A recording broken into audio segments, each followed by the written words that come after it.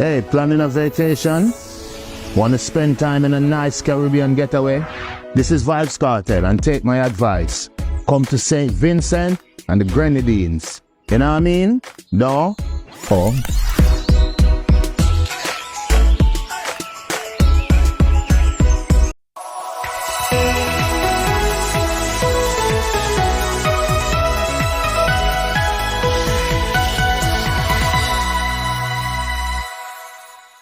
What am I say? Irie News Network are the best. Irie News Network, now stop play. Irie News Network, now stop play. A straight reggae dance, all news we a give them.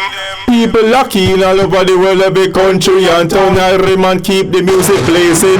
Irie News Network, you see that? I eat that. Welcome to Irie News Network. A special welcome to my returning listeners, and welcome also to those tuning in for the first time. Please watch the video to the end, and remember to like, share, and subscribe. Click on the notification bell so you can be notified when a new video has been released. Good day, everyone. Today we're going to talk about the soldier that was taken out in downtown Kingston, as well as Vybz Kartel being the new face of St. Vincent. So according to Loop, a team of investigators is gathered in downtown Kingston where a member of the Jamaica Defense Force was shot and killed. Details behind the death of the soldier are not clear at this time, but the Constabulary Communication Network, which is the information arm of Jamaica Constabulary Force, has confirmed the incident.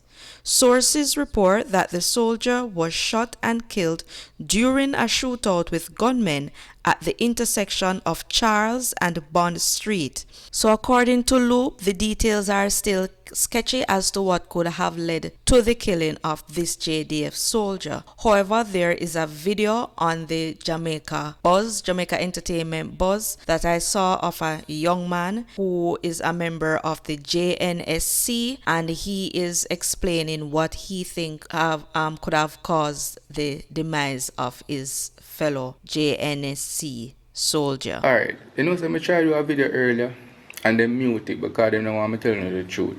But I'm telling you the truth about JDF. You see, the new recruit them want to say come around on the things say them a soldier. Them are not soldier. Them are JNSC. Alright? Meaning Jamaica National Service Corps. So Andrew when is coming with that program there. So how it's supposed to go? Them supposed to be a JNSC under training for 1 year. After the 1 year program finished, them supposed to transit to JDF. However, the batch before intake 2001, 143 in total JNSC them sent home for various reasons. Speculations are that them not pass them BFST and stuff, so them send them home. Question, Andrew, when you send home so much intake, so much recruit from each intake, you send them home, right? They are trained. If them not get job at King Alarm or Archive or Guardsman, we expect them to do. You know, after them bad up so much civilian on road, for defend for them thing, you know, feel like them have to go turn gangster. And I don't want to speculate, but I feel like say at the same set of man them I turn on gun pan soldier and police, because look at it this way. They already know that the JNSC them don't advance for a full shootout, right? So of course with that knowledge, you know, feel like them are going to take on security forces, especially the JNSC. You know, realize nobody not afraid of soldier again, because they realize that who are coming around they are not soldiers. They are all JNSC. I'm going to implore, I must say condolence to the family of the deceased JNSC who passed away tragically. So a lot of persons might not be familiar with the JNSC program. So what is it? So in 2017, the Andrew Holness administration implemented a program called the JNSC, right? The program was implemented to target unattached youths. They were trained over a period of 1 year. The main aim was to increase employment among the youth. However, based on the training, youth would be made employable to other organizations as well. They were also expected to develop discipline and therefore engendering a disinclination to engage in illegal activities of the JDF force, because not all of them would have demonstrated the aptitude necessary to become a part of the JDF. Right, so they could now go on to pursue their original careers, because by now they would have earned a little money in the kitty that could enable them to even start the process of university, probably then continuing with the use of student loan. Also, based on the skills that they would have obtained, they could also become members of the JCF, or they could now be employable by PICA or other security systems. So therefore, the young man saying that because not all the youths were accepted into the JDF is reason for them to become criminals is an acidic mindset. Any student that left that program after 1 year and revert to a life of crime was already criminally minded and would be a criminal either way. It is like saying that students that went to high school for 5 years and then can't get accepted into college because they didn't get the required number of subjects are bound to become criminals. However, not everything about his argument is bad. I also realize that the JNSC soldiers were referred to as private, just as the regularly or the traditionally trained soldiers at the lowest level. So based on this, with them making reference to him as a private, we are here speculating, was he a private of the traditionally joined soldiers who joined the police force, or was he a private in the sense that he was a NSC soldier, right? So those are the speculations that are swirling out there. However, based on his approach to the public, that is the approach of the deceased soldiers, persons are looking at his obviously lack of awareness and skill and are saying that it is a possibility that he was more a JNSC soldier than a traditionally trained soldier. And the persons are saying, if this is so, then why is it that so many privates were sent on a mission or an operation into such a volatile area? And we are now asking the questions, how many privates to a supervisor or a superior, right? How many privates should one superior be supervising? Because it seems as if they had more privates than supervisors, and maybe that could have led to the demise of this private, whether he was JNSC or a real quote-unquote soldier. Well, Vybz Kartel seems to be the new face of St. Vincent based on this advertisement, and it doesn't seem that the St. Vincent people are really accepting of him. They are not taking it too kindly. I'm going to play this video for you so that you can hear what one person, and I think it is reflecting of what a number of the St. Vincent nationals have to say about this. Because this man on the screen with me, Vybz Kartel, since he's touched down in St. Vincent, it's just controversy after controversy. And based on which side of the divide that you're on, and I mean political divide, that will fuel your comments and what they would be. There's an outcry via social media and on radio in St. Vincent as Vybz Kartel has emerged as the face of the island's tourism product. And dare me to say, the unofficial face, because the government has not made an announcement that he is a tourism ambassador, right?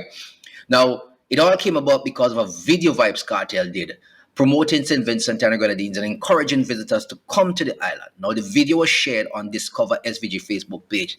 That Facebook page belongs to what?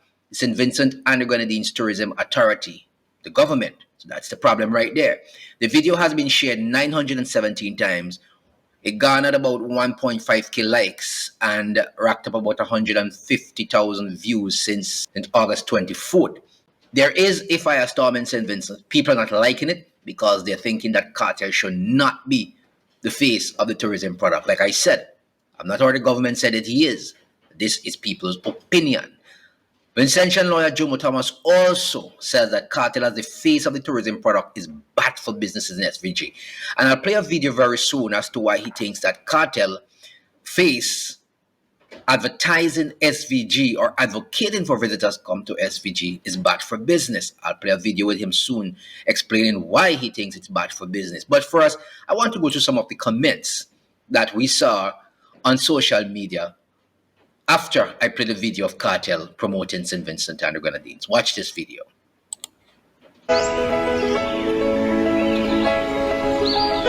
Hey, planning a vacation? Want to spend time in a nice Caribbean getaway? This is Vybz Kartel, and take my advice. Come to St. Vincent and the Grenadines. You know what I mean? No? Oh.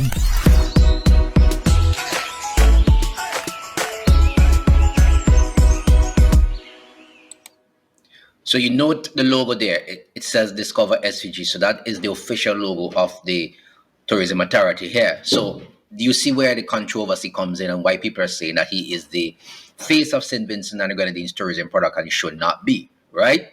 Now, some of the comments on social media is terrible. When I tell you terrible, let's go to them and see what they're saying. This one says, Rao should not be encouraging these elements in SVG. Marlon also has been projecting a fake bad boy persona. What happened if bad vibes take root in the Southern Caribbean in search for an expansion of their Jamaican operation? So that's one comment. So they're saying that Rao should not be encouraging these elements in St. Vincent and the Grenadines. Let's go to the other one. Very disappointed that no one encouraged him to visit the islands and saw the disaster of the poor people who suffered from the hurricanes just as Color Smith TV did, right? So they're thinking that he should have been taken to see the people who were affected by the hurricane and maybe he could have done some good promotion to get even further help for them. Let's continue to the other one. It says, a convicted felon advertising for St. Vincent. Kartel emerged in a red t-shirt. Of course, that red t-shirt, that color red, is the color of the political party, usually the party which is in government. Let's take another one. It says, this is who you have promoting aspects of brands of SVG.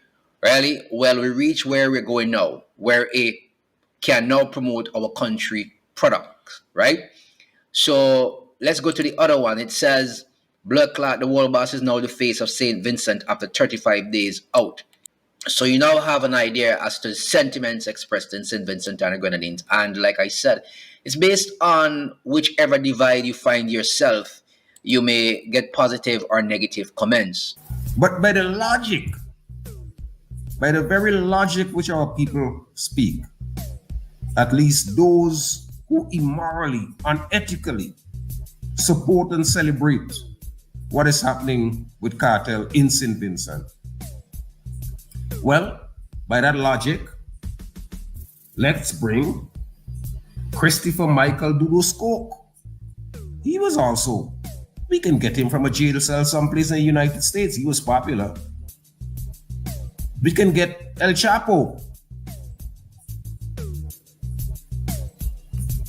the Mafia Don, who's wildly popular. He had so much money, he wanted to pay off the national debt of Colombia. And better yet,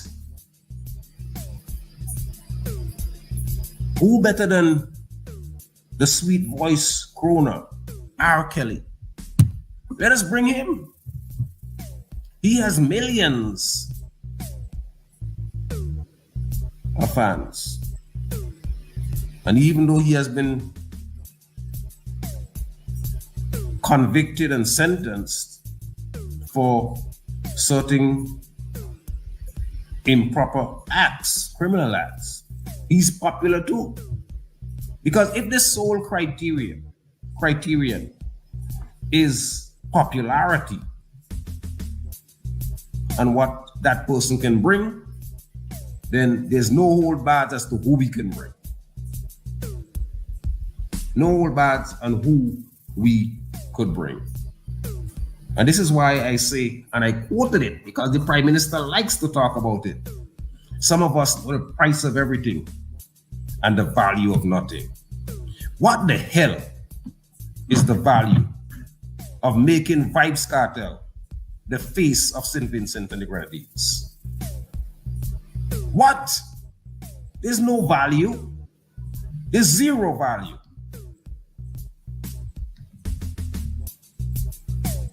Because it's going to come to naught.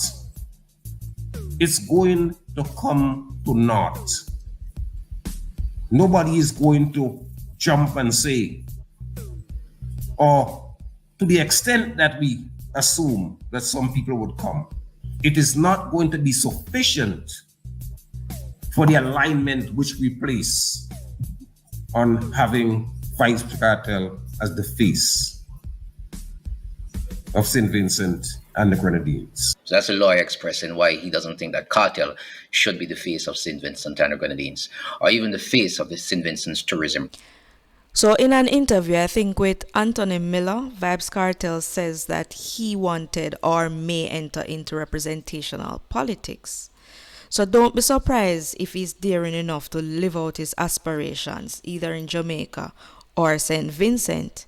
In an eerily way, he reminds me of Donald Trump, a wealthy businessman, in this case popular entertainer, who exploits the people around him, doesn't play by the rules of the game, he has no filter for his mouth, and takes no social responsibility for the impressionable minds that are exposed to his callous and unempathetic utterances. Vybz Kartel seems to be on a power trip and obviously has no loyalty to either family, friends, or country. He is all about getting ahead. Such persons cannot be trusted. But one thing Vybz Kartel needs to understand is that in the world of politics, there are no friends, only interests. And both the PNP and the Red Party in St. Vincent is prepared to use him, exploit him, and then discard of him like yesterday's news. Yes, this is Irie News Network, and this is what I had to say for today. Thank you for listening, and please remember, as usual, to like, share, and subscribe to my videos so that they can reach a wider audience and also be more likely to pop up in your feed. Thank you.